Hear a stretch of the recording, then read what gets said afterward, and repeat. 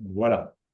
Donc, non, la présentation va être enregistrée, hein. On souhaite la bienvenue à Christophe Danlois, qui travaille à Bruxelles Environnement.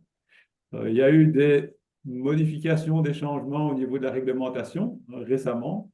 Et donc, ça va être une présentation de ces grandes lignes de modifications qui vont être d'application dans le courant de 2025. Dus we heten Christophe Danlois van harte welkom. Hij is onze spreker voor vandaag. We gaan het hebben over de wetgeving in het Brussels gewest rond EPB dat veranderd is recent. En hij gaat ons toelichten wat dat er allemaal nieuw gaat zijn vanaf 2025. Jullie kunnen jullie vragen in de chat posten. Er zal op geantwoord worden op het einde van de webinar. En dat maakt het ook het gemakkelijkste voor zeg maar, de flow van de hele presentatie. Donc, vous pouvez poster vos questions dans le chat. On y répondra à la fin de la présentation, ce qui permet d'avoir une présentation fluide au niveau du sujet. C'est toujours plus agréable. La présentation va se faire en français, dus de voorstelling zal in het Frans gebeuren. De slides zijn tweetalig en de vragen mogen ook in uw moedertaal worden gepost. Christophe is de twee talen machtig. Donc, la présentation se fera en français. Vous pouvez donc poster votre question dans votre langue maternelle et Christophe y répondra à la fin de la présentation. Il maîtrise les deux langues, donc ce sera pas de souci. Christophe, je te donne la parole. Bedankt Yvon, merci Yvon. Dus ja, mijn naam is Christophe en ik werk voor het departement EPB Technische Installatie en Plage Binnenleef in Bruxelles. Donc mon nom est Christophe et je travaille pour le département Installation technique PEV et plage de Bruxelles Environnement. Comme Yvan vous l'a dit, on a régulièrement des changements dans la réglementation à Bruxelles, donc sur les installations techniques. On peut estimer que tous les ans, voire tous les 2 ans, il y aura une modification. Peut-être pas tous les ans des modifications majeures, parfois c'est des corrections, mais en tout cas tous les 2 ans. Pourquoi? Parce que en fait, il y a des directives européennes qui évoluent assez vite. Et en plus, donc il y a vraiment une stratégie de décarbonation qui se met en place à Bruxelles avec des mesures qui se rajoutent au fur et à mesure. Voilà, donc ce que je vais vous présenter aujourd'hui, c'est un arrêté qui est paru en juin de l'année passée, ainsi que des modifications qui sont arrivées dans l'ordonnance, donc la réglementation PEV sur les installations techniques. Dus hier zijn de slides in het Nederlands. Quand vous allez recevoir les diaporamas, en fait, au début, c'est les diaporamas en néerlandais et puis par la suite, ils sont en français. Donc voilà, n'hésitez pas s'il y a un mot que vous n'avez pas compris à regarder dans votre langue. Alors, de quoi est-ce que je vais vous parler? Donc, c'est de ce nouvel arrêté paru donc l'année passée, qui comprend les modifications pour le chauffage au bois à Bruxelles, pour les chaudières atmosphériques, donc les appareils BMOS-BS, le calorifugage des conduits, la ventilation des chaufferies et on a ajouté des critères de nuisance pour la santé et l'environnement. Et alors, cet arrêté reprend aussi des modifications plus spécifiques, ça vous verrez sur les installations électriques. Et puis, en fait, on partira à un niveau plus macro, puisqu'en fait, il y a des exigences de décarbonation dans l'ordonnance, le COBRAS. En néerlandais, le COBRAS, c'est BBLKE. Et il y a donc aussi, de manière plus générale, la possibilité de demander des dérogations à toutes ces exigences. Et donc, il y a une partie donc, que je vais vous expliquer aujourd'hui, mais les exigences PEV, c'est aussi toutes les exigences liées aux travaux et aux rénovations des bâtiments. Donc, cet arrêté a été adopté le 6 juin 2024. Pour la petite histoire, c'est la dernière séance du gouvernement précédent au gouvernement de la région de Bruxelles-Capitale. Donc, C'était in extremis, comme on dit. Il est commun avec, en fait, toutes les dispositions sur les dérogations. C'est même la moitié de l'arrêté, si vous allez voir cet arrêté. Et il entre en vigueur le 1er janvier 2025, donc il est déjà en vigueur. Alors, je vois qu'il y a une faute, c'est heeft een koninklijk besluit. Ah non, c'est juste heeft een koninklijk besluit. Donc, en fait, il abroge un arrêté royal de 1958, et ça c'est vraiment pour la petite histoire, c'est que cet arrêté était encore en vigueur à Bruxelles pour les chauffages au combustible solide, et donc il était encore, il existait toujours. C'est quand même la base de la réglementation sur le chauffage dans les trois régions. Avant qu'on parle de PEV, c'était tous les aspects liés à la sécurité et aux émissions. Donc, pour construire cet arrêté, bon, il faut savoir qu'un arrêté, il y a toujours trois lectures. Donc, il y a des conseils économiques, sociaux, etc., qui peuvent relire. Euh, mais nous, en fait, on essaie toujours de co-construire ça avec un maximum de personnes. Et donc ici, on a consulté donc Klimafed, Techlink, Vitech et Agoria, ainsi que en fait des spécialistes dans le secteur du bois, la FEBEL, donc c'est la Fédération du chauffage au bois, un spécialiste à la VEV qui est en train de faire pas mal d'études sur le chauffage au bois, une société qui s'appelle Coopeus, et donc STUF, Stromoff, ont été consultés. On a consulté les pompiers, qui ont toujours des très bons inputs pour faire avancer les arrêtés.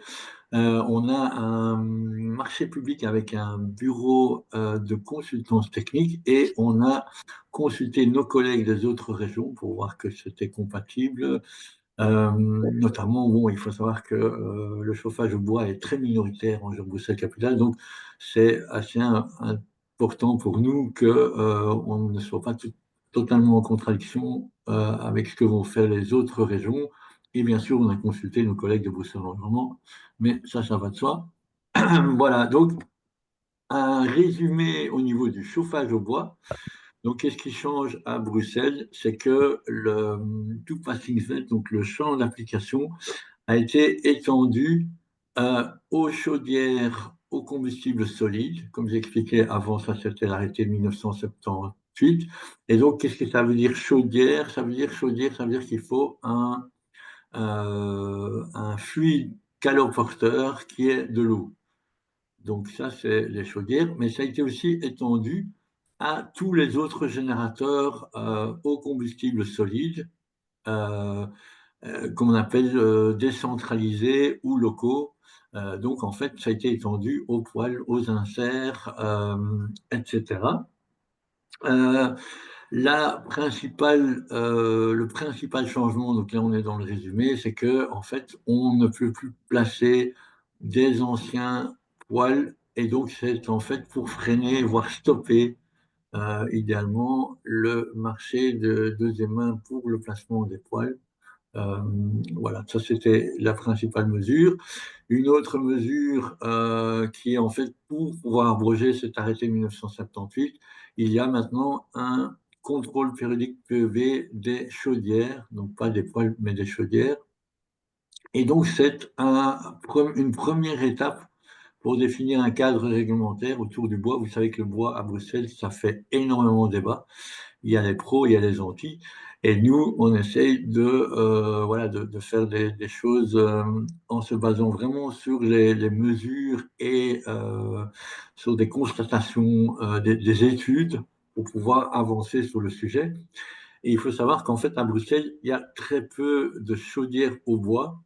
Par contre, il y a pas mal quand même de feux ouverts et de poêles, mais qui sont utilisés de manière très, très sporadique.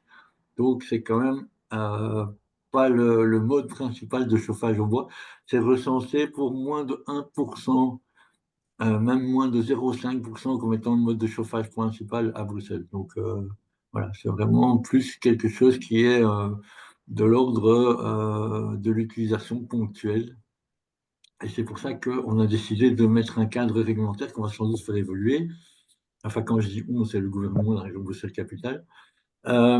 Donc, ce qui change au niveau des actes réglementaires, c'est qu'une fois par an, il va falloir faire un contrôle périodique PEV des chaudières au combustible solide.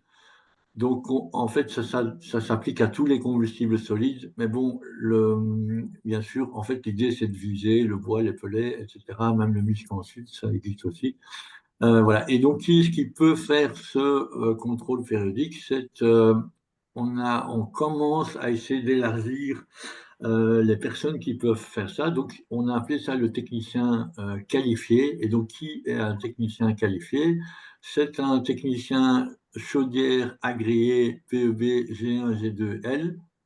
Ça peut être un installateur Recert pour les chaudières biomasse ou ça peut être un technicien qui dispose d'un certificat donné par un fabricant de ce type de chaudière pour dire qu'il est qualifié pour faire l'entretien. Voilà, donc les attestations de ces chaudières doivent être envoyées comme les autres attestations de contrôle périodique en déant les 30 jours après la réalisation de l'acte. Et pour le moment, vu le peu de chaudières, pour info, on n'a pas recensé 25 à Bruxelles pour le moment, eh bien, on n'a pas prévu d'outils informatifs que pour les envoyer, comme pour toutes les autres attestations. Par contre, il y a un contenu minimum qui est dans l'arrêté et qui doit être respecté. Voilà, donc ça c'est pour les chaudières, donc ça concerne quand même peu de monde, mais voilà, il faut savoir qu'il y a des projets pour le moment avec des chaufferies au bois qui se développent et donc ça peut augmenter dans les années à venir. Alors, une autre exigence qui est entrée en vigueur, c'est que la réglementation prévoit que les cheminées des générateurs de chaleur au combustible solide, donc y compris évidemment tous ceux qui sont décentralisés, mais également les chaudières, elles doivent être inspectées et nettoyées et ramonées en fait chaque année. Et à l'heure actuelle, on n'a pas prévu, comme pour les chaudières au combustible gazeux et liquide, une réception PEV. Voilà, mais ça, c'est à voir si c'est vraiment nécessaire, parce que pour le moment, ce qu'on constate, c'est ce qui est installé, c'est quand même beaucoup de chaudières qui sont déjà soumises à un permis d'environnement, et donc on peut éventuellement voir s'il faut des exigences à ce niveau-là. Par contre, ces chaudières sont soumises en fait aux exigences système qui sont les mêmes exigences que pour les chaudières gaz, donc c'est-à-dire le comptage, le calorifugage, etc. Et donc on verra comment est-ce qu'on va vérifier cela dans le futur, mais vu le peu de nombre de chaudières installées, voilà, on n'a pas systématisé la réception. Alors, il y a, à ce niveau-là, il y a des exigences qui ont été modifiées. Donc, toutes les exigences ont été adaptées pour répondre également aux chaudières et aux générateurs au combustible solide. Donc, c'est des exigences par rapport à la ventilation du local, par rapport au CO, etc. Tout ça a été vérifié. Et il y a notamment l'exigence de tirage ou de dépression dans les cheminées qui a été aussi adaptée puisque pour ce type de chaudière, en principe, il faut 10 pascal. Et donc ça a été modifié. Et surtout, en fait, il va y avoir des exigences pour les chaudières de plus de 100 kilowatts, mais ça ne devra être mesuré systématiquement qu'à partir de 300 kilowatts. Ça, c'est quelque chose qui a été analysé en profondeur. Pourquoi? Parce que bon, c'est quand même des mesures qui coûtent cher. Cependant, si jamais on voit qu'il y a un problème, on peut demander une mesure. Voilà. Mais donc, les mesures doivent être faites lors du contrôle périodique des chaudières de plus de 300 kilowatts. Et donc, il y a des seuils à respecter de CO et de particules. Donc, les particules mesurées en milligrammes par mètre cube à 13% d'oxygène. Il y a eu toute une discussion, est-ce qu'on utilise 6,6, 13%? Et donc, là, en fait, c'est plus des questions de puristes. C'est que le secteur du bois utilise préférentiellement 13%. Voilà. Et donc, ces seuils dépendent de la date de placement de la chaudière. Et donc, à partir de donc les chaudières qui seront placées après 2025, ou dont la date est inconnue, parce que souvent, voilà, on essaye de sortir de la réglementation en ne permettant pas de voir la date, eh bien, elles devront avoir un maximum de 10 milligrammes par mètre cube de particules totales quand la chaudière est à température. Et donc concrètement, qu'est-ce que ça signifie au niveau technologique? C'est qu'il faut installer une filtration ou c'est possible d'atteindre ça aussi par d'autres technologies comme la double, la triple recirculation des fumées. Mais donc voilà, c'est quelque chose qui est tout à fait atteignable, mais c'est pas juste avec un simple catalyseur, c'est vraiment soit avec un électrofiltre ou un filtre à manche qu'on atteint ce type de seuil. Et donc, il y a des seuils aussi pour le CO qui ont été établis avec le secteur. Et vous voyez qu'on n'est quand même pas dans les mêmes proportions que les chaudières au gaz. Donc, c'est toujours intéressant à savoir.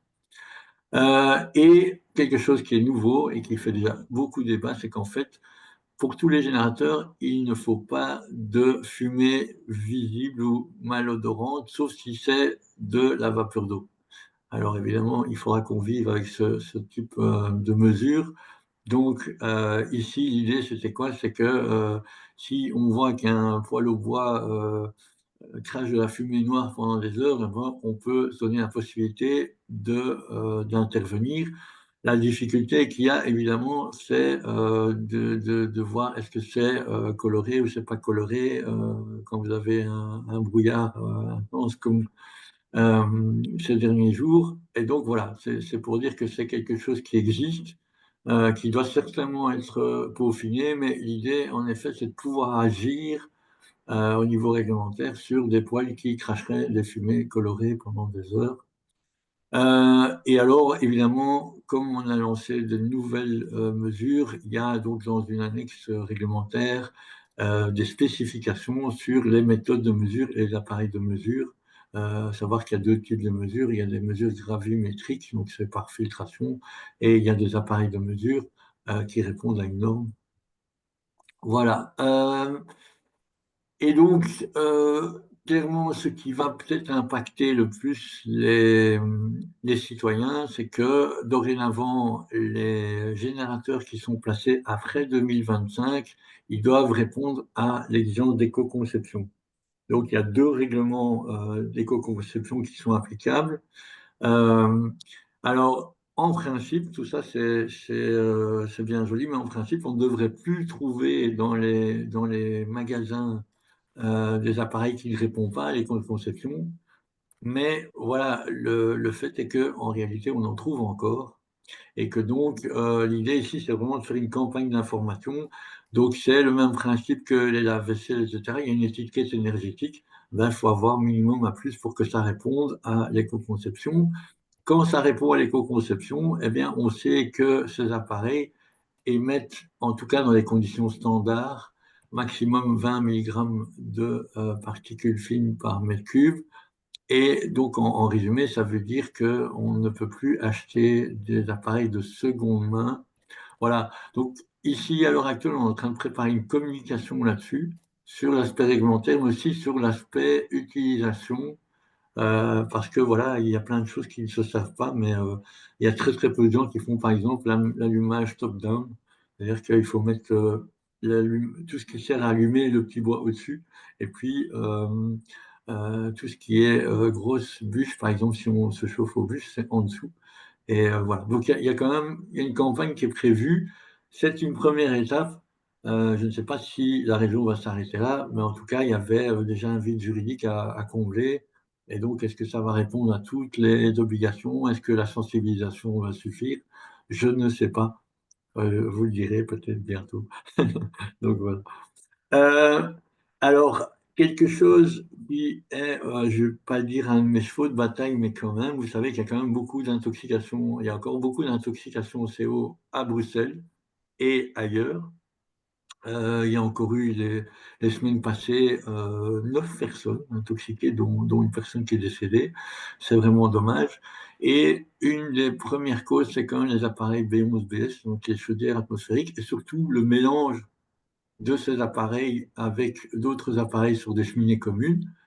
Et donc, Euh, il y a actuellement, depuis 2019, il y a une obligation qu'on va essayer de contrôler dans le cadre des copropriétés. Il y a une obligation pour avoir une liste des appareils connectés à une cheminée commune. Euh, voilà. Et donc, qu'est-ce qui a été rajouté? C'est que, en fait, tout appareil, tout propriétaire d'un appareil B11BS raccordé à une cheminée commune va devoir demander un rapport de la faisabilité de la remplacer par quelque chose d'autre. Le contenu du rapport est précisé. En gros, il faut regarder, il faut déjà lister tous les conduits qui existent, parce que parfois il y a moyen de récupérer un vide poubelle ou une gaine technique. Donc l'idée, c'est vraiment d'anticiper la sortie de ces chaudières bien. Il faut savoir que donc depuis 2019, il y a l'obligation de cette liste et il y a aussi l'interdiction de placer des chaudières B1 sur des cheminées individuelles parce qu'il y a quasiment toujours la possibilité de placer autre chose. Et donc, voilà, il y a encore beaucoup d'accidents. Moi, ici à Bruxelles, on a eu des collègues qui sont passés pas loin, de gens qui remplacent des chaudières sur des cheminées communes. Et puis, donc, on a un refoulement sur les chaudières B1. Et donc, on essaie de commencer à prendre ce problème à bras le corps, tout en ne bloquant pas les gens, parce qu'on sait que c'est souvent très compliqué, c'est dans les copropriétés.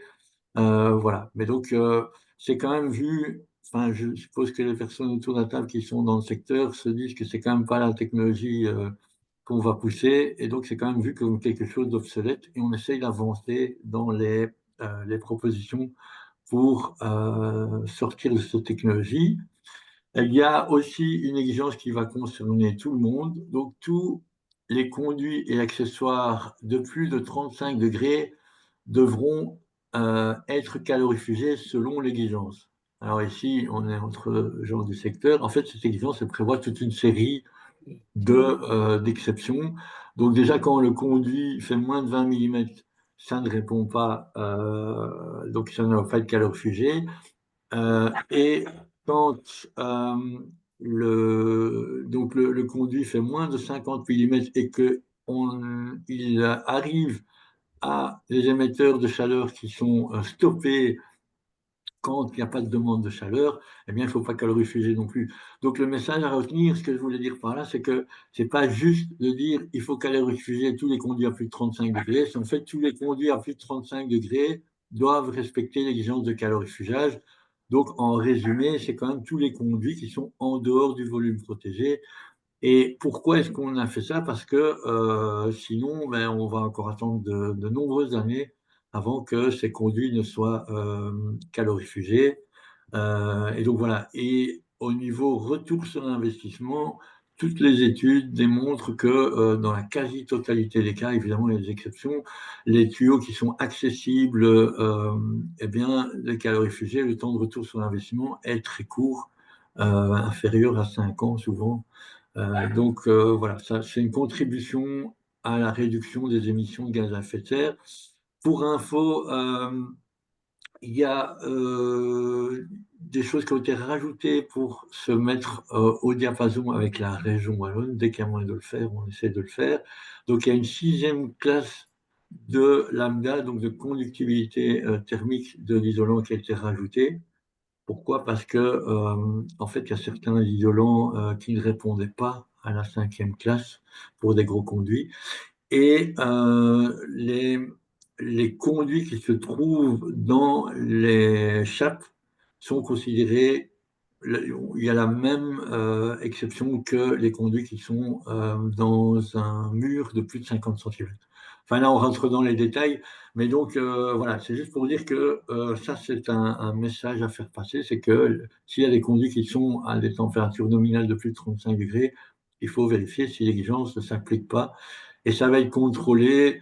Voilà, l'idée première, c'est de communiquer, ce que j'essaie de faire aujourd'hui, c'est de faire passer le message. Et puis après, comment ça va être contrôlé? Ben, il y aura déjà le certificat PEV qui va être obligatoire pour tout le monde prochainement. Il y a les diagnostics, il y a toujours les réceptions où on peut commencer à contrôler ce genre de choses. Et voilà, l'idée, c'est quand même nous, on essaie toujours de sensibiliser quand c'est intéressant avant de sortir l'armada des contrôles. Euh, alors, il y a aussi un changement qui est survenu, c'est que la réglementation, elle prévoit, quand on fait un contrôle périodique, de vérifier des critères minimums. Et quand il y a une réception, on vérifie les critères minimums de ventilation, mais aussi le respect des normes. Eh bien, on a changé ça parce que c'était dans les permis d'environnement. En fait, les critères minimums qui étaient de ventilation, qui étaient en vigueur précédemment, eh bien, maintenant, ils s'appliquent à tous. C'est-à-dire qu'il faut toujours au minimum 50 cm² pour les appareils de type B et 150 cm² pour les appareils de type A, avec une amenée d'air extérieur, donc euh, avec ou sans orifice de transfert. Donc ça, c'est valable pour tout le monde. Mais quand on dépasse 100 kW, en fait, on a pris des exigences qui étaient déjà en vigueur pour le permis. Donc en gros, il faut une ventilation haute, il faut une ventilation basse, donc la ventilation haute doit être un maximum 30 cm du plafond, et la ventilation basse un maximum un quart de la hauteur du local. Voilà, donc il y a une différence maintenant quand on est sous ou au-dessus de 100 kW. Voilà. Et donc, comme c'était précédemment, les orifices ne peuvent pas être réglés ou obstrués, sauf s'il s'agit euh, de café coupe-feu, donc de sécurité en cas d'incendie. Et là, c'est les pompiers qui nous ont demandé ça et qu'il n'y a pas de générateur de chaleur au combustible solide dans le local. Parce que donc ça, c'est des exigences qu'ils avaient. Voilà. Et donc pour info, donc ça c'est les critères minimums. L'idée c'est d'éviter tant que possible un décès dans un local. À côté de ça, lors de la réception, c'est toujours les normes qu'il faut vérifier. Donc chaque fois qu'un technicien fera le contrôle, il faut toujours regarder les critères minimums et les normes. Mais quand c'est un contrôle périodique, le non-respect des normes est une remarque, parce que c'est en fait le non-respect à Bruxelles du règlement général gaz principalement. Voilà. Euh, et donc, pour info, il y a une possibilité de demander une dérogation pour le non-respect des normes. On n'est vraiment pas demandeur de ce genre de dérogation, parce que ça demande beaucoup d'analyse. Hein, en général, on va sur place, même on consulte les pompiers, etc. Mais c'est possible de demander une dérogation. Par contre, c'est pas possible de demander une dérogation pour les critères minimums, puisque l'idée, c'est vraiment, c'est le strict minimum pour qu'il n'y ait pas de problème ou pas de risque d'intoxication essentiellement. Alors, ce qui a été rajouté aussi, ça c'est plus, je vais dire, juridique, c'est que jusqu'à présent, eh bien, les exigences chauffage, l'idée c'est que quand on ne les respecte pas, eh bien, on risque une amende administrative qui était libératoire. Vous pensez bien que quand quelqu'un a trop de CO dans un local, on ne peut pas lui dire OK, tu payes, et puis voilà, tu n'es pas en ordre et on continue comme ça. Et donc, en fait, il y a des critères qui existaient déjà, mais qui n'avaient pas été écrits dans l'arrêté. Donc ici, on a clairement mis des critères où, en fait, on ne va plus parler d'amende libératoire. En fait, on risque une sanction pénale. La plupart du temps, la sanction pénale est quand même commuée en sanction, en amende, mais elle n'est pas libératoire. Donc, tant que la personne ne se met pas en ordre, euh, eh bien, elle risque encore d'avoir des amendes. Voilà. Après, ça peut aller plus loin parce que donc, quand je dis c'est commis en amende, clairement, quand c'est réellement un problème de sécurité, le parquet peut poursuivre et on ne parle plus d'amende, quoi.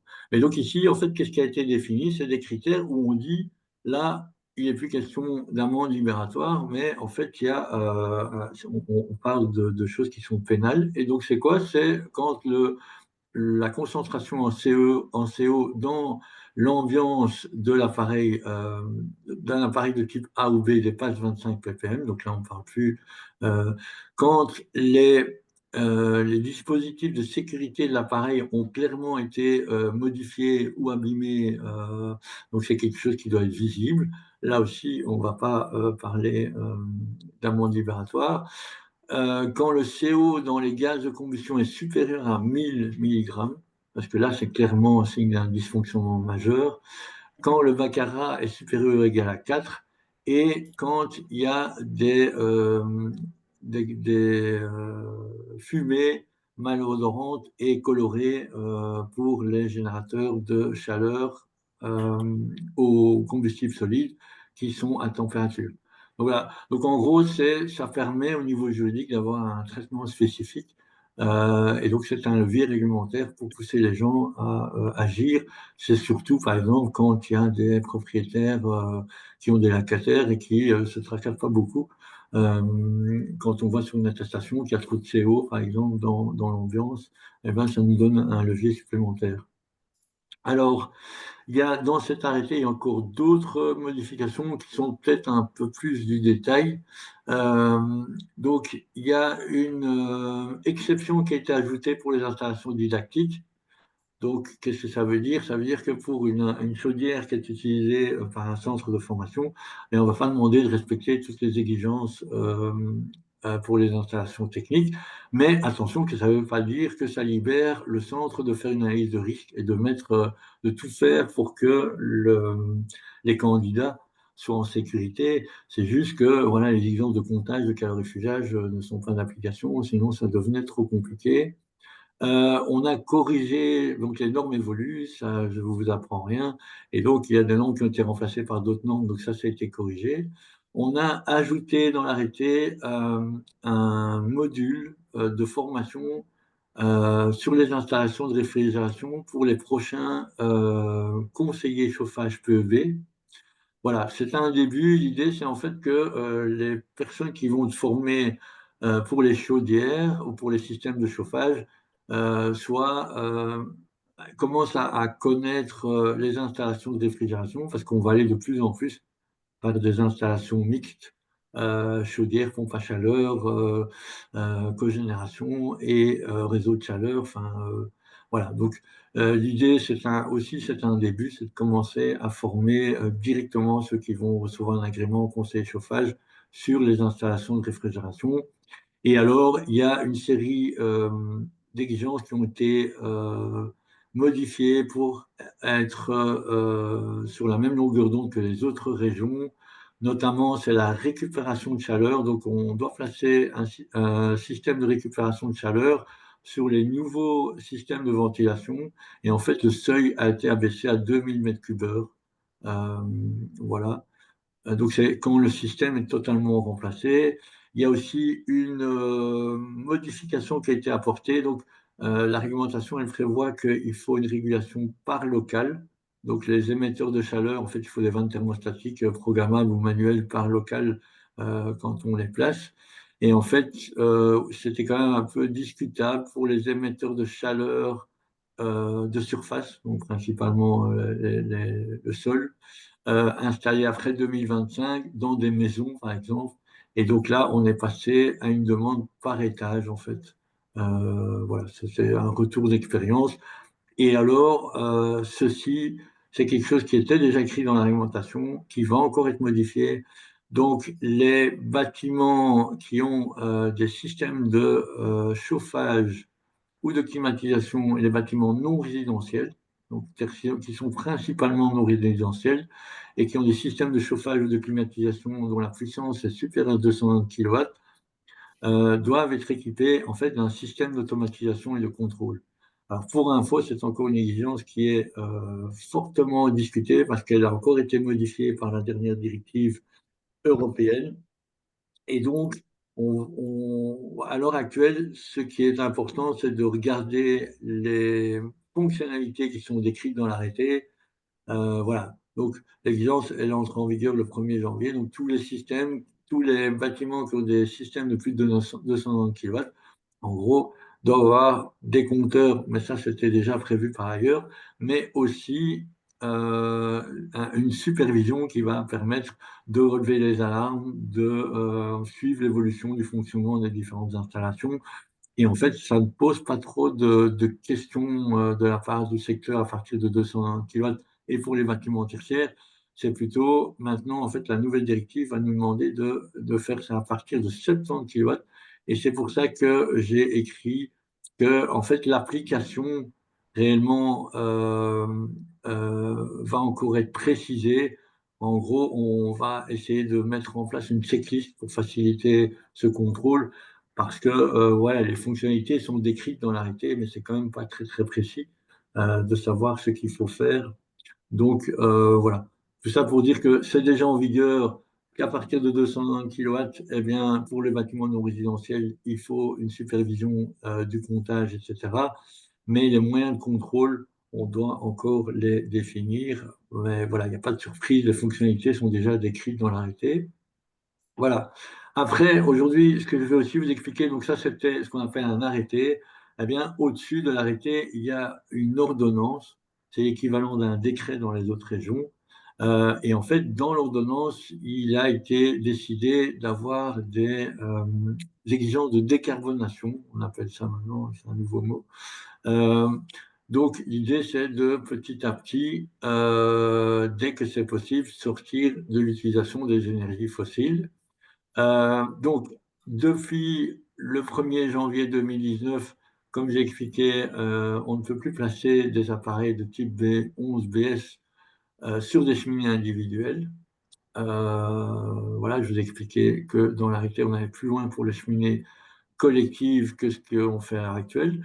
Depuis le 1er septembre 2021 à Bruxelles, on ne peut plus placer des générateurs de chaleur au charbon. Voilà, c'était plus en fait, c'est les moyens de contrôle évidemment là derrière. On n'a pas pour le moment développé énormément de choses parce que c'est quand même plus un message qui va encore passer des poêles au charbon. Mais bon, voilà, ça veut dire que si c'est constaté par un inspecteur de Bruxelles Environnement ou par un certificateur ou par un chauffagiste, ça peut être rappelé, attention, on ne peut plus passer d'appareil au charbon. Et alors là où ça concerne quand même plus de monde, c'est qu'à partir donc, du 1er janvier 2025, pour les demandes de permis pour les nouvelles unités ou les unités assimilées à du neuf, eh bien, on ne peut plus installer que des appareils qui répondent à l'éco-conception, qui sont alimentés par une source d'énergie renouvelable ou de l'électricité, ou ces unités PEV ne peuvent plus être connectées qu'à un réseau de chaleur efficient, et la définition de réseau de chaleur efficient est en cours. En gros, qu'est-ce que ça veut dire? Ça veut dire, attention, c'est pour les projets, donc c'est pour les permis qui seront introduits à partir de maintenant. Eh bien, il y a donc une interdiction de placer des générateurs de chaleur au gaz naturel ou au mazout. C'est ça que ça signifie. Donc voilà, donc je vous expliquerai après qu'il y a la possibilité de demander des dérogations, mais donc l'idée là, c'est dans le neuf, dans les bâtiments neufs, eh bien, l'idée c'est de ne plus mettre des chaudières au gaz.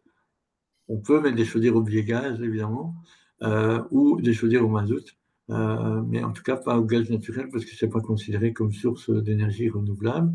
Et ce qui est prévu dans le COBRA, c'est qu'à partir de 2030, il y aura en fait la même exigence, mais pour les rénovations lourdes.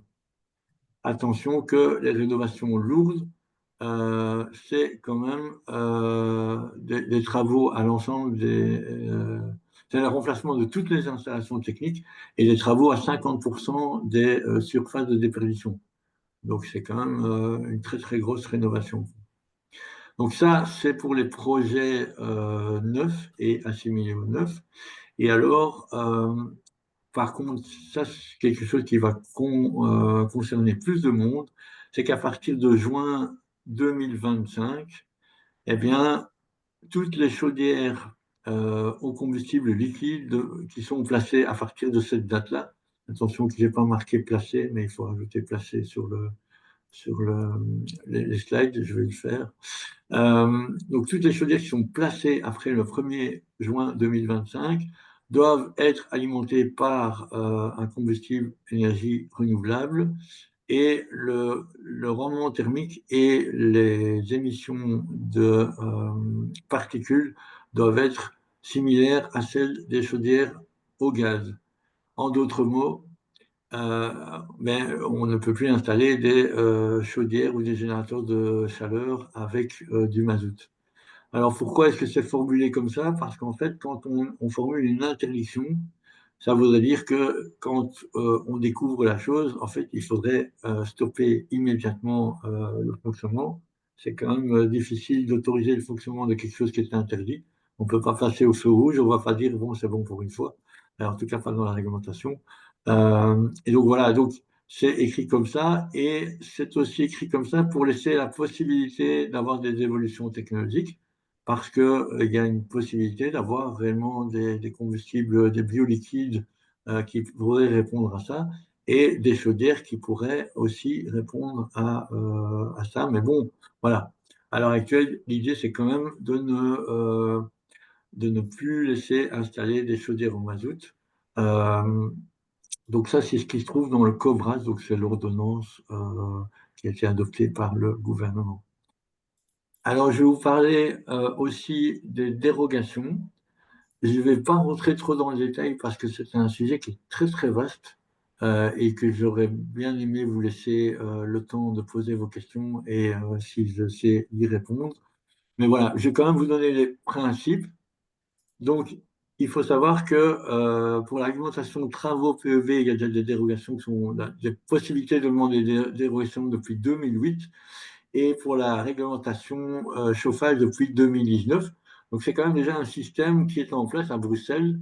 Je pense qu'on est la seule région d'Europe à avoir vraiment cadré ce système et avoir donné une procédure, des formulaires, etc. Donc voilà, mais en fait, il a été revu parce que dans le cadre de la stratégie Révolution, tous les acteurs se posaient la question, oui, mais OK, quand est-ce que je peux avoir une dérogation?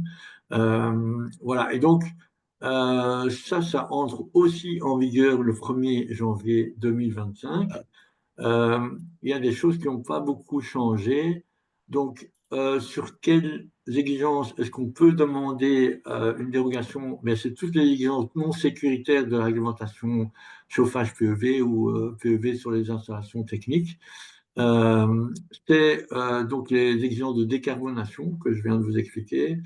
Euh, c'est des niveaux théoriques, donc la stratégie de rénovation à Bruxelles va imposer des niveaux de consommation théorique, c'est-à-dire ce qui est appliqué sur le certificat PEV à certaines dates. Il sera possible de demander une dérogation par rapport à ça. Et c'est aussi les exigences pour les installations neuves et les rénovations dont j'ai brièvement parlé. Alors voilà, après, dans l'arrêté, on dit à quel moment ça peut être introduit, etc. Donc je ne vais pas rentrer dans tous les détails. Ce que je peux vous dire, c'est qu'on travaille en ce moment sur des nouveaux formulaires qui vont bientôt être mis en ligne. Et il y aura donc 3 formulaires. Il y a des formulaires pour les dérogations sur les installations techniques, y compris les exigences de décarbonation. Et il y aura un formulaire pour les rénovations lourdes, parce que ça, c'est les communes qui gèrent ça. Et il y aura un formulaire pour les constructions neuves et pour les rénovations simples, pardon, ça, c'est les communes qui gèrent ça. Et un formulaire pour les rénovations lourdes et neufs, parce que c'est quand même des exigences fort différentes. Donc, je résume 3 formulaires, un pour les installations techniques, un pour les rénovations simples, ça, c'est les communes qui gèrent ça, et un formulaire pour les constructions neuves et les rénovations lourdes. Voilà. Et dans ces formulaires, vous allez trouver une explication plus détaillée de l'arrêté. Voilà. Il faut savoir qu'il n'y a pas de dérogation pour les actes réglementaires, c'est des dérogations à l'application des exigences. Et alors, il faut faire assez attention. En fait, tout ce principe de dérogation est expliqué par l'Europe. Le refus d'une dérogation ne signifie pas automatiquement une sanction. Parce que, donc, en général, quand on traite un dossier de demande de dérogation, c'est l'occasion de voir avec l'obligataire et avec son conseil toutes les solutions possibles et que donc il peut déjà se rapprocher du respect de l'exigence. Et en fait, quand on applique la sanction, donc là, intervient en fait la situation d'obligataire. Ce n'est pas le cas quand on parle d'une dérogation. Pourquoi? Parce qu'en fait, la dérogation est liée à l'installation ou elle est liée au bien immobilier. Si l'obligataire revend son bien, ben c'est toujours lié. Voilà. Par contre, la sanction, elle est liée à la personne. Et donc, voilà, que ce soit une personne morale ou un organisme public ou une personne, un particulier, eh bien, on va tenir compte de sa situation et de ce qu'il y a moyen de faire pour essayer d'aller dans le bon sens et respecter l'objectif. Voilà, c'est juste pour dire que une dérogation, il ne faut pas avoir peur de demander une dérogation. La chose qu'il faut faire, évidemment, c'est il faut bien analyser la situation et venir avec une réelle infaisabilité, parce que nous, c'est ce qu'on va faire, c'est qu'on va analyser dans les détails, est-ce qu'on parle bien d'une infaisabilité. Alors, c'est quoi une infaisabilité? En fait, il y a trois critères qui sont, tout ça, ça vient en fait des documents européens. Il y a une infaisabilité pour des raisons techniques, des raisons fonctionnelles et des raisons économiques. C'est rare que on n'ait qu'une seule raison dans, dans, euh, dans la demande de dérogation. C'est souvent une combinaison, mais il y a en général un motif qui ressort, qui est prépondérant par rapport aux autres. Et donc, les motifs techniques, je vais résumer parce que tout est détaillé dans l'arrêté, et le résumer en 2 minutes, c'est un peu du sport. Mais donc, c'est quoi? C'est quand il y a des obstacles techniques qui rendent le respect de l'exigence impossible. Alors, ce n'est pas parce qu'il y a beaucoup de gens qui disent oui, c'est technique, mais en réalité, c'est quoi? C'est quand on n'a pas le matériau, on n'a pas le produit ou la connaissance technique, qu'elle n'existe pas. C'est pas juste qu'il y a une rupture de stock pendant une semaine ou deux, c'est vraiment qu'elle n'existe pas sur le marché européen. Euh, il y a aussi quand, ça c'est pour les installations techniques existantes, c'est quand le point de fourniture d'énergie, euh, la place qui est disponible ne permet pas en fait de respecter cette exigence. Donc ça c'est pour les bâtiments existants. Évidemment, pour les nouveaux bâtiments, on ne va pas prendre en compte ce genre d'arguments. Alors, il y a les raisons fonctionnelles d'infaisabilité. Et ça, qu'est-ce que c'est? C'est quand on veut, en fait, appliquer l'exigence, eh bien, ça empêche le fonctionnement des installations techniques ou l'utilisation du bâtiment ou d'unités PEB dans le respect des normes et des réglementations. Et donc, c'est là que c'est important, c'est les normes et les réglementations. Donc, qu'est-ce que ça veut dire? Par exemple, c'est quand on doit appliquer une exigence, on va avoir un impact sur la stabilité, sur la santé, sur la salubrité, sur la résistance au feu, etc., d'un bâtiment, ou c'est quand on ne sait pas respecter une autre réglementation, que ce soit la réglementation sur l'incendie, sur l'urbanisme, bien sûr, et aussi des réglementations, par exemple, sur les bâtiments qui doivent avoir un accès aux personnes à mobilité réduite. Voilà, tout ça, c'est ce qu'on appelle les fonctionnalités.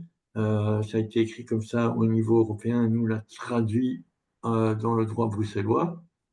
Et alors, évidemment, un des critères qui revient le plus souvent, c'est l'infaisabilité pour motif économique. Et là, en fait, il y a deux critères différents. Ça va être un peu difficile de détailler aujourd'hui, donc si vous avez une question, je vous invite à aller voir dans l'arrêté, parce que dans l'arrêté, en fait, à chaque fois, vous allez voir, il y a le principe qui est énoncé. Donc au début, on dit voilà ce que c'est, ce que j'essaie d'expliquer maintenant, c'est les principes. Et puis après, il y a des cas particuliers où on dit, dans ce cas-là, on estime que ce principe est rencontré. Les cas particuliers ne sont pas exhaustifs, il peut y en avoir d'autres, mais on sait que, voilà, par exemple, si on veut remplacer une chaudière au mazout par une autre chaudière au mazout, il faudra que le coût des travaux soit 3 fois supérieur. C'est ce qui a été décidé. Donc, il y a des cas pratiques qui ont été écrits dans l'arrêté. Et donc, ici, ce que j'explique, c'est les grands principes. Et donc, l'infaisabilité économique, c'est quand le coût pour respecter l'exigence est disproportionné par rapport au, au coût total des travaux qu'il aurait fallu faire sur une unité PEV, un bâtiment ou une installation similaire. Ça, c'est le premier critère. Donc, c'est de comparer, OK, j'ai un bâtiment, il y a un autre bâtiment qui est similaire. euh, pourquoi est-ce que sur ce bâtiment-là, eh bien, les coûts sont nettement supérieurs que sur un bâtiment similaire? Le deuxième critère, c'est quand le coût de la réalisation enfin, le respect de cette exigence est disproportionné par rapport au coût de l'énergie consommée, mais l'Europe demande de dire aussi le coût du potentiel d'économie d'énergie ainsi que les autres avantages. Et donc, les autres avantages, eh bien, c'est notamment l'augmentation de la durée de vie. Ça peut être l'augmentation de la durée de vie d'un équipement, par exemple. Ça peut être tout ce qui est gestion de température, d'humidité et de qualité d'air. Ça, c'est de plus en plus poussé par la directive européenne. Dire, voilà, si, il n'y a pas que l'aspect coût, il y a aussi les autres avantages annexes. Et il y a aussi la possibilité d'augmenter la valeur de son bien. Alors, dans l'arrêté, vous n'avez pas trouvé la définition de similaire. On a rédigé des notes qui peuvent éventuellement être transmises, mais voilà, je pense qu'on n'a pas pour vocation de publier ça. Mais en gros, similaire, de quoi est-ce qui va être pris en compte? C'est le type de bâtiment ou d'unité PEV. Donc, ça va être quoi son année de construction? Est-ce qu'il est classé? Est-ce qu'il n'est pas classé? Le nombre de façades, etc. Donc, il y a en fait une typologie des bâtiments qui est en cours de construction à Bruxelles. Ça, c'est pour les bâtiments. Et pour les installations techniques, même chose. On va tenir compte des principales caractéristiques des installations techniques. Voilà. Le type de chaudière qui est installé, le type de régulation, etc. Donc, ça va être la description du système. Et dans cette notion de similaire, on va aussi faire intervenir l'affectation, donc le type d'utilisation des surfaces. Voilà, si c'est un dentiste, on va essayer de regarder, voilà, si c'est un hôpital, par exemple, eh bien, ça ne va pas être la même chose que du résidentiel. Voilà, j'en ai fini avec les aspects réglementaires et donc je suis tout disposé à essayer de répondre à vos questions. Voilà, merci Christophe pour ce résumé, je dirais, clair et complet. Ce n'est pas toujours évident de résumer de manière aussi détaillée et synthétiser une législation. C'est toujours le nerf de la guerre ou la difficulté devant laquelle on se trouve. Il y a quand même quelques questions qui ont été postées dans le chat. Je vais les passer, comme ça tu peux peut-être utiliser la présentation si c'était nécessaire. La première question nous vient de Maxime. Quelle est la place de la cogénération dans la réception PEB? Ben, c'est une bonne question. En fait, à l'heure actuelle, quand on place une cogénération, il y a des exigences à respecter au niveau des permis, mais pour le moment, ça n'intervient pas encore dans la PEV. Et voilà, j'aimerais bien proposer dans le futur que ça intervienne dans la réception de PEV. Donc, il n'y a pas de place à l'heure actuelle. En fait, ce qui se passe, c'est que les exigences ont été écrites pour qu'on puisse avoir une cogénération. Par exemple, on dit qu'il faut un comptage sur les chaudières. Et en fait, si on sait le faire par différence, par exemple, avec la cogénération, eh bien, ça répond déjà à cette exigence. Donc, il n'y a pas de réception proprement dit des cogènes, il y a un arrêté sur la cogénération. Et donc voilà, donc quand on place une cogénération, il faut rien faire au niveau de la réception. Par contre, quand on fait une réception de chaudière et qu'il y a une cogénération, ben, ça peut être intéressant de noter qu'il y a une cogénération et que voilà, ça intervient dans l'histoire. Donc rien à faire au niveau de la réception. Par contre, ce que je peux dire, c'est que je vais essayer de militer pour que voilà, on prenne en compte les cogénérations lors des réceptions. Voilà, quand on place une cogénération, par exemple, qui est une réception. Maintenant, je ne sais pas si, avec la disparition des certificats verts progressifs, il y aura encore autant de place pour placer des nouvelles cogénérations. Ouais. La deuxième question a été posée par Anne, mais celle-là, je me suis déjà permis de répondre. En fait, c'est à la NBN 61001 est abrogée et la DTD 61001 est d'application en attendant une nouvelle norme pour ventilation. Oui, je dirais que la DTD, c'est ce qui est le document actuel et pour l'instant, enfin pour l'instant, je dirais qu'il n'y a pas de différence entre les deux normes. C'est un Non. copy-paste de l'ancienne vers la nouvelle, c'est juste une structure provisoire qu'on a dû mettre en place. Oui, donc c'est une des normes qu'on a changées. Donc on a changé la NBN 61001 et dans la réalité maintenant c'est la DTD. Ouais. La troisième question vient de Yves.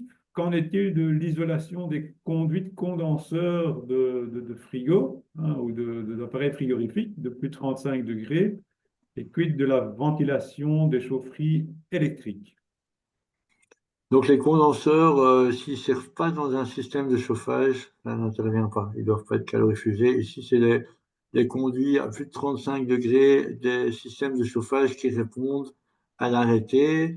Et donc, le champ d'application des systèmes de chauffage, c'est quand il y a une chaudière ou une pompe à chaleur. Donc, si les conduits de condenseurs servent à alimenter des émetteurs de chaleur, eh bien, ça va entrer dans l'exigence de calorifugage des conduits. Sinon, en fait, non. Si c'est pas dans un système de chauffage, ça n'intervient pas. Et alors la ventilation de chaufferie électrique?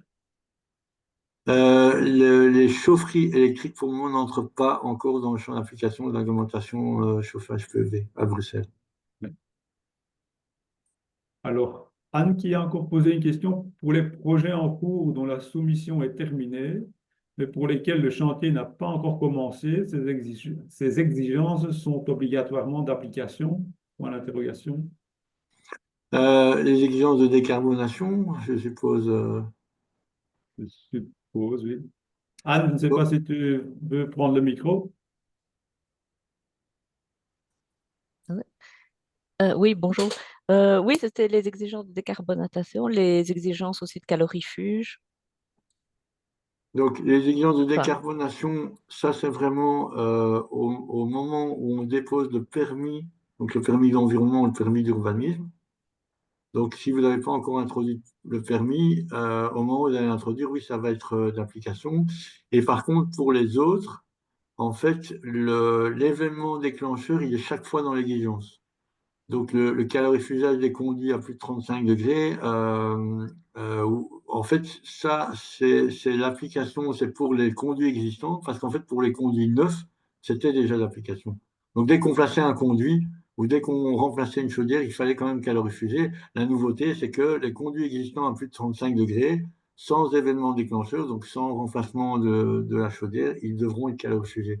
Et alors, ce qui est important, c'est que quand si vous voulez savoir l'événement déclencheur, il est chaque fois dans l'exigence. Donc on dit, si vous placez ça, il faut faire ça. Donc c'est exigence par exigence qu'il faut regarder l'événement déclencheur.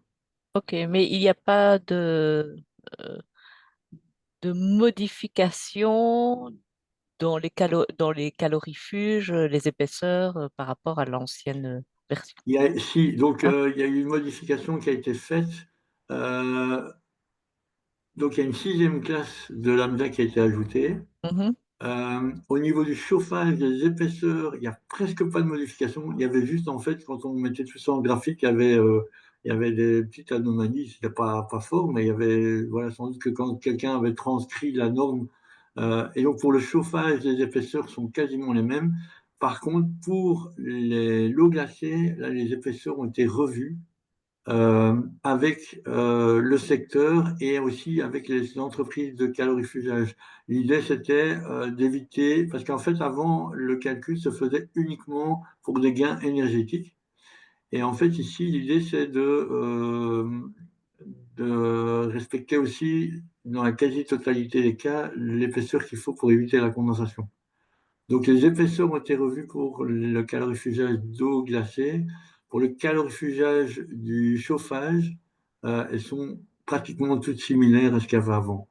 La seule chose qui a changé, c'est qu'il y a une sixième classe de lambda pour le chauffage.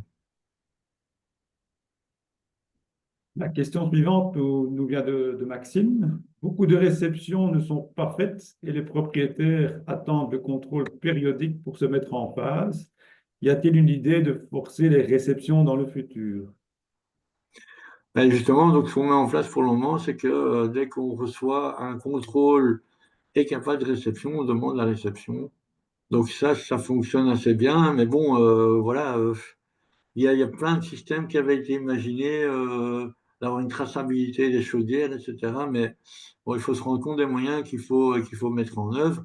Et donc, nous, ici, voilà, s'il y a un inspecteur de Bruxelles Environnement qui tombe sur une chaudière qui n'a pas été réceptionnée, on la demande. Ça peut être fait sur base du certificat PEB aussi, ça peut être fait sur base du contrôle périodique. Donc, il y a une probabilité d'être, je vais dire, de découvrir qu'il n'y a pas eu de réception qui commence à augmenter avec le temps. Et nous, en fait, on demande systématiquement, quand on reçoit un contrôle, qui soit contrôle périodique ou autre chose, on demande systématiquement la réception. Et le propriétaire se met en ordre par la suite, parfois avec des problèmes, parce que bon, quand ça n'a pas été pensé d'origine, bah, ça lui fait des coûts plus élevés. Donc, il n'y a pas beaucoup plus. Nous c'est plus en fait le fait de le demander systématiquement maintenant. Mais au niveau réglementaire, il n'y a pas beaucoup plus qui est prévu à ce stade. Ouais. La question suivante nous vient de Farid. Qu'est-ce qu'il en est précisément pour le comptage chaleur des chaufferies, notamment au-dessus de 500 kW? Je ne comprends pas très bien la question. Donc oui, à partir de 500 kW, eh bien, il faut un compteur d'énergie thermique transmise. Donc en dessous de 100 kW, le compteur. Donc à partir de 100 kW, il faut un compteur de gaz dédié à la chaufferie. Et à partir de 500 kW, en plus de ce compteur-là, il faut un compteur d'énergie thermique transmise. Voilà. Et donc, ça, c'est par exemple le genre de choses. Ben, quand on a un contrôle périodique qui n'a pas eu de réception, eh bien, quand c'est pas installé, les gens sont embêtés parce qu'il va falloir le placer, évidemment. Donc, et ça coûte plus cher de le placer a posteriori que d'imaginer dès le départ. Ouais. Donc voilà, il y a un comptage thermique à partir de 500 kW. Je ne sais pas si monsieur souhaite préciser sa question. Farid, tu veux prendre le micro? Oui, bonjour. En fait, la question, c'est, en fait, qu'en est-il précisément sur le comptage? Donc, à partir de 500 kW, nous, on installe des compteurs chaleur sur les organes de production. Est-ce qu'il faudrait aussi prévoir sur les organes de distribution, notamment pour le chauffage ou l'eau chaude sanitaire, ou uniquement sur les productions chaudières, cogénération suffit? Donc, au niveau du comptage thermique, l'idée, c'est à partir de 500 kW d'avoir un compteur en sortie de chaudière. Pourquoi? C'est pour, en fait, connaître la chaleur qui est réellement transmise à l'installation. Il faut aussi un comptage par bâtiment. Donc, quand ça délivre de la chaleur à plusieurs bâtiments, il faut un comptage thermique par bâtiment. Et alors, au niveau de l'émission, à l'heure actuelle, les répartiteurs de chaleur, donc les calorimètres, sont encore autorisés sur les radiateurs. Mais pour les nouvelles installations, donc les nouveaux bâtiments ou les nouveaux systèmes, il faut placer un compteur d'énergie thermique transmise par unité PEV. Et pour info, ça peut peut-être intéresser tout le monde, on vient de sortir des infofiches sur chacune des exigences qui sont sur le site internet. Et c'est chacune des exigences système dont on est en train de parler là. Et dans quelques jours, on va sortir les infofiches pour les exigences comptables. Donc l'idée, c'est vraiment de résumer en peu de mots chacune des exigences. Donc ce sera une infofiche par exigence. La question suivante nous vient de Yves. Quid de la réception PEB des pompes à chaleur inexistantes à ce jour? Ouais, on y travaille, désolé. Donc, en fait, la difficulté, c'est que l'Europe, elle a joué avec le mot réversible et non réversible, et que nous, en fait, à l'heure actuelle, on a, quand elles sont réversibles, il y a en fait le premier diagnostic climatisation qui devrait être fait, et quand elles sont non réversibles, il y a une réception. On n'a pas encore développé l'outil informatique de réception, mais on va y travailler. à mon avis, ce qu'on va faire, c'est qu'on va essayer de proposer une révision de la réglementation pour simplifier tout ça. Euh, voilà, tout ça, c'est encore des choses, évidemment, c'est beaucoup trop tôt d'en parler, c'est le gouvernement qui valide tout ça. Mais donc, voilà, je pense que d'ici quelques mois, on va arriver à proposer une réception PEV des systèmes qui ont des pompes à chaleur non réversibles. Parce qu'en fait, celles qui sont réversibles, il y a déjà en fait le premier diagnostic clim qu'on va sans doute appeler réception climatisation. Donc voilà, oui, c'est des choses où on est en retard, il y a ce décalage entre les aspects réglementaires et les outils qu'on propose. Alors, une question de Otiko, je suppose que c'est la société, c'est en irlandais. Is er een lijst van erkende bureaus of deskundigen beschikbaar bij het BIM die emissies kunnen meten? Euh, Er zijn wel lijsten van laboratoria die dat kunnen doen. Dat is ook dat is ter beschikking op de website van de VU Brussel. Maar een lijst van bedrijven die metingen kunnen doen bestaat volgens mij niet. Want dus elke technicus mag een toestel kopen die gaat dus metingen kunnen laten uitvoeren. Dus er is geen lijst van mensen die metingen kunnen doen. Er zijn wel lijsten van laboratoria die metingen kunnen doen. Maar iedereen mag een meting uitvoeren. Dat is gewoon een toestel kopen en ja, de gebruiksaanwijzing opvolgen. Dus dat is voor de deeltjesmeting van de ketels met vaste producten. Dus, Pour une question de Maxime, peut-être plus dans la gestion, je dirais, de tout ce qui est exception. Combien de dérogations avez-vous pour motif économique en pourcentage? Alors, il met comme information complémentaire, en pompe à chaleur, il est très compliqué de passer en copropriété. là, comme ça, j'ai pas les statistiques sous la main. Moi, ce que je peux vous dire, c'est que au niveau des installations techniques, on reçoit à peu près 25 demandes de dérogation par an. Mais bon, pour motif économique, là, en tête comme ça, je ne sais pas vraiment. Mais c'est vrai que le motif économique arrive quand même quasiment toujours pour les installations techniques en premier. Voilà. Et donc, en effet, pour les pompes à chaleur, mais donc, il n'est pas interdit à l'heure actuelle de placer des chaudières gaz dans des bâtiments existants. C'est juste donc, voilà, au niveau du nombre de dérogations qu'on reçoit pour les installations celtiques, c'est de l'ordre de 25. Pour la réglementation de travaux, donc la rénovation lourde, là, on est plus aux alentours de 20, mais ça dépend parce que donc souvent, c'est des dérogations pour toute une série de projets. Donc, je sais pas moi, une construction de autant d'appartements. Donc, elles sont groupées en une seule demande de dérogation. Voilà. Spécifiquement pour les motifs économiques, par cœur, je ne connais pas. Mais c'est vrai que pour les installations techniques, c'est quasiment toujours le premier motif. Et alors, pour répondre au niveau des pompes à chaleur, à l'heure actuelle, la région travaille sur un plan chaleur et de savoir comment est-ce qu'on va essayer justement de lever ces barrières pour les installations des pompes à chaleur, tout en essayant de ne pas faire des installations chaotiques. Parce que, bon, on parle de la géothermie, par exemple, ben, il faut faire attention à protéger les nappes. On parle de l'aérothermie, ben, il faut faire attention de protéger les oreilles de nos concitoyens. Donc voilà, il n'y a pas d'installation de générateur de chaleur où il n'y a aucun désavantage. Et donc ici, il y a un plan chaleur qui va se mettre petit à petit en place. Et l'idée, c'est comment lever les barrières tout en ayant des placements raisonnés.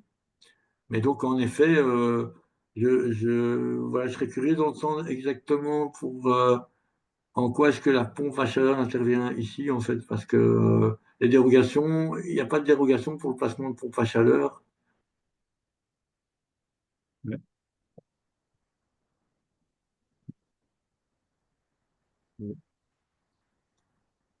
perdu le son. Oui.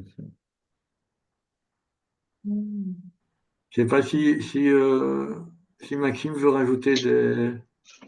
Oui, tout à fait. Mais en fait, ce qu'on constate ici, c'est quand on est dans je veux dire, on est consulté dans le cadre d'offres sur de futures rénovations, des rénovations qui vont se faire avec des décisions qui se prennent en copro. On remarque que lorsqu'on vient placer une pompe à chaleur, que ce soit un modèle hybride, en full électrique, c'est pas tenable, mais en hybride, on a des prix par appartement qui montent de 4 vers presque 7 000 à 8 000 euros. Alors, les frais sont généralement acceptés par les plus jeunes personnes qui sont en copro. Et puis, parce qu'ils ont un peu d'entrain, ils sont dans le vert, je ne peux pas dire autre chose. Et on a toute une série d'autres personnes qui, en fait, n'ont pas forcément toujours les moyens ou n'ont pas forcément envie. Et on est bloqué, en fait, par rapport à ça. Et finalement, là où on pourrait gagner en CO, le prix par appartement est trop élevé, malgré les primes, hein, donc en système hybride. Voilà, donc je pense que le prix, le motif économique est pour moi le facteur le plus bloquant pour ces solutions. Et comment ramener l'investissement, euh, je dirais, à une valeur raisonnée ou raisonnable par appartement, parce que finalement, c'est par appartement qu'il faut réfléchir, que dans une assemblée, il n'y ait pas un levier de bouclier entre ceux qui veulent aller vers le vert et ceux qui ne le veulent pas. Donc ça, c'est un petit peu enfin, ce à quoi on est confronté. Et finalement, on ne voit pas en termes de grande puissance, de gros démarrage de PAC actuellement. Ouais. Donc je pense qu'il y a là quelque chose à faire. Également aussi, le prix de l'énergie ne nous aide pas. Donc j'entends bien le discours d'investissement ou en tout cas de solutions peu émettrices de CO2, mais il y a quand même beaucoup d'indicateurs qui sont à l'orange pour l'instant afin de motiver ce choix. Donc, c'est plutôt comment est-ce que Bruxelles irait dans la direction qu'elle veut suivre avec ces incertitudes. Oui, enfin, c'est très intéressant ce que vous dites. C'est vrai qu'il y a beaucoup de choses, hein. Euh, donc l'imposition, en gros, de mettre des pompes à chaleur, enfin, c'est pas que les pompes à chaleur parce qu'on peut se connecter à un réseau de chaleur, etc. Elle n'est pour le moment que dans le neuf et l'assimilée au neuf. Et là, je pense que, enfin, à l'heure actuelle, on n'a pas encore reçu de demande de dérogation, puisque ça vient d'entrer en vigueur depuis le 1er janvier 2025. Moi, j'imagine qu'il y en a qui sont en train d'étudier le projet et qui vont peut-être nous envoyer des demandes de dérogation. Mais donc, il n'y a pas d'imposition pour les bâtiments existants ou les rénovations simples, etc. Et la question enfin, l'observation que vous formulez, et il y a plein de choses, c'est qu'en effet, on est bien conscient que la rénovation et le remplacement des installations techniques en copropriété est difficile. Ça nécessite vraiment d'avoir une copropriété qui fonctionne et des gens qui sont prêts à faire avancer le projet. Et en effet, le démarrage, enfin, il y a eu un pic, on n'a pas très bien compris d'ailleurs pourquoi en 2022, avec la crise de l'énergie, les gens se sont rués vers les pompes à chaleur. Il y a eu une augmentation assez importante constatée dans le secteur. Et puis les prix sont redescendus à la normale. Et au final, ça a diminué, ce qui n'est pas tout à fait logique parce qu'en fait, le prix de l'électricité avait évolué dans les mêmes proportions. Et donc, économiquement, c'était pas plus intéressant à ce moment-là que maintenant. C'est peut-être parce que les gens se disent, voilà, et c'est ce qui va arriver. Il y a eu peut-être un engouement. Mais donc, voilà, on est vraiment en train de réfléchir à comment est-ce que on peut décarboner l'électricité de manière globale à Bruxelles sur les 10, 15, 20 ans à venir. Mais c'est vrai que voilà, on n'y est pas encore. Je suis tout à fait d'accord avec vous. Il y a encore pas mal de choses à faire. La réglementation PEV sur les installations techniques, moi, je la vois plutôt comme étant un socle minimum en dessous duquel on ne descend plus et qui fait en général consensus. Maintenant, en fait, la décarbonation, ça va aller beaucoup plus loin. C'est de vraiment se challenger pour chaque projet, essayer d'aller plus loin au niveau des installations techniques. Il y a quand même, l'année passée, il y a eu une augmentation des primes pour les pompes à chaleur. Donc, le ministre avait demandé d'augmenter ça. Sans doute que ça ne suffit pas encore que pour, voilà, il y a eu la suppression des primes pour les chaudières à condensation, ça a fait un tollé, mais c'était pour réalimenter justement plus les chaudières, les pompes à chaleur. Donc voilà. Mais j'ai pas de solution à vous donner pour le moment, si ce n'est que de bien écouter vos observations. Voilà. Encore une question de Farid. Dans le cadre du placement d'un échangeur de chaleur, est-ce correct d'installer le comptage de chaleur du côté primaire, les pertes de l'échangeur n'étant pas alors pris en compte par rapport à ce qui sort du secondaire? Mais ça dépend. Donc, si c'est un échangeur de chaleur qui est, donc, on imagine, c'est un circuit avec des chaudières, un circuit primaire et un circuit secondaire. Si c'est ça, oui, c'est en amont de l'échangeur qu'il faut l'installer. Mais Par contre, ben, ça peut être un échangeur de chaleur, euh, voilà, pour donc un réseau de chaleur. En fait, ça c'est défini dans l'ordonnance thermique. Donc, un échangeur de chaleur, ça peut être plein de choses. Donc, juste pour vous dire, si on parle de l'exigence de comptage de l'énergie thermique transmise par les chaudières et que c'est un échangeur de chaleur qui fait entre le primaire et le secondaire, oui, c'est avant l'échangeur qu'il faut mettre le compteur thermique. alors, encore une question de Farid. Nous avons une chaudière condensation de 600 kilowatts. Puis-je encore l'installer? Apparemment, c'est un cas de récupération de la chaudière. Donc, un démontage et une réinstallation. Mais le placement, en fait, l'argumentation, elle dit le placement. Même si c'est une chaudière d'occasion ou que c'est le déplacement, ça rentre en fait dans le motif de réception. Ouais. Alors, une question suivante. Le prénom n'est pas repris. Y a-t-il une obligation de décarbonation en vue pour les bâtiments tertiaires existants, par exemple à partir de 2030, car la réglementation actuelle COBRAS ne parle que des unités neuves ou rénovations lourdes? Non, en fait, le COBRAS, moi je vous ai présenté les décarbonations, mais en fait, le COBRAS, ça va beaucoup plus loin. Donc, il y a une stratégie de réduction des consommations d'énergie. Donc, c'est pas vraiment là, c'est pas au niveau de la décarbonation. Donc, il faudra, en tout cas, à l'horizon 2033, je résume très très fort, mais à l'horizon 2033, les logements devraient avoir un certificat PEV au minimum E. Et après, donc, il y a une autre échéance où ça devrait être au minimum C. Donc, ça, c'est pour les logements. Et en fait, le COBRAS dit que les bâtiments tertiaires doivent tendre vers la neutralité énergétique. Et donc, ça doit encore être défini. Donc, ça, c'est plus, en fait, une stratégie globale de rénovation, mais qui va impliquer quelque part qu'il va falloir fournir de la chaleur de manière plus performante qu'on le fait maintenant. Donc voilà, mais les exigences de décarbonation et tout ce que vous avez présenté aujourd'hui, si vous voulez, c'est un peu un socle minimum, c'est de dire en dessous de ça, quand on place maintenant, il faut placer au minimum ça. Mais il y a une stratégie globale de rénovation qui est principalement basée sur le certificat PEV pour faire en sorte que globalement, on isole les bâtiments, on produise de la chaleur de manière plus performante, mais ce n'est pas vraiment les exigences de décarbonation. Alors, une question suivante de Farid. Qu'en est-il des chaufferies des bâtiments anciens construits dans les années 60 qui restent difficiles à remettre dans les normes? Et normalement, donc voilà, la norme, euh, au niveau de l'argumentation chauffage PEV, elle s'applique quand on place une chaudière. Et donc, si on place une chaudière, il faut regarder comment est-ce qu'on peut respecter la norme. Si on ne touche pas à la chaufferie, eh bien, on n'est pas censé appliquer la norme au sens de l'argumentation PEV sur les installations techniques. Voilà. Donc c'est vrai qu'avant de remplacer les chaudières, il faut regarder comment est-ce qu'on peut respecter les normes. Et si c'est pas possible, eh ben, l'argumentation elle prévoit de pouvoir demander une dérogation.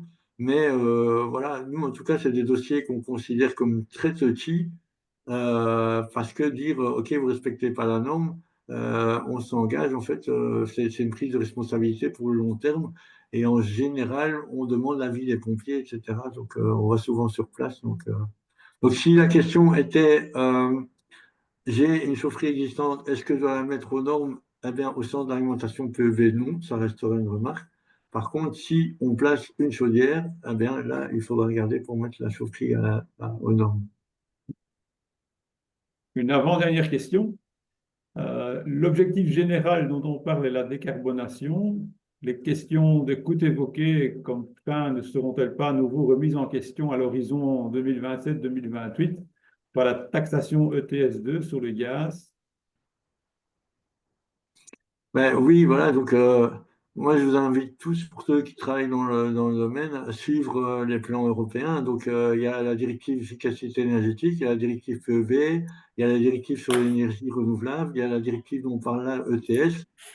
Tout ça va encore évoluer. Enfin bon, ici, les grandes lignes sont déjà données, quoi. Donc je pense pas que voilà, l'ETS va changer cette ambition de décarboner le chauffage à Bruxelles. Voilà, mais ça, qui suis-je pour le dire, quoi. Donc, euh, donc voilà, et juste pour dire que moi, je vous ai présenté ce qui est dans la réglementation. Est-ce que ça va changer? Sûrement. Dans quel sens? Je ne sais pas. Alors, une dernière question de Thomas, mais qui est, je dirais, pratico-pratique.